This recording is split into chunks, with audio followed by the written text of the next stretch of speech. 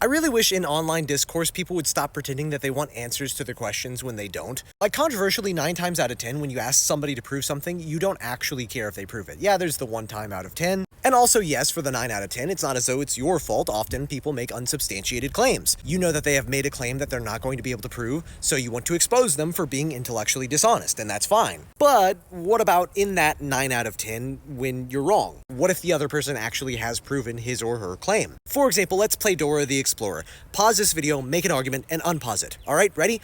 Prove it. The thing you just said, prove it. The argument you gave wasn't sufficient. It didn't meet the burden of proof. Try again. Like, you see how that's not intellectually honest. Because anybody could say that about anything, and it's not substantive. It would really only be valid criticism if I said, okay, these are the standards by which you would have to prove this claim, and you failed to meet these standards. I actually have to be involved in the conversation. I can't just shift the burden of proof. Which is why I often say that the way many people conceptualize burden of proof is just flat out wrong. It isn't a game where I take a turn and you take a turn. It should be the good faith sharing of ideas where if I say something, I have to prove it. If you say something, you have to prove it. And that includes when you say that I am wrong or that I didn't prove my claim. Because even if you think that you have some pseudo-intellectual high ground here where you think that's not how logic works, it is still the case that if you were genuinely open to whether or not you could be wrong, you would follow it up. You would want to know that you are right. So when you ask others to fulfill their burden of proof and you don't have a standard of proof that you apply to them and yourself equally, then you're not an intellectual. You're just a debate bro who skimmed the Wikipedia page on burden of proof.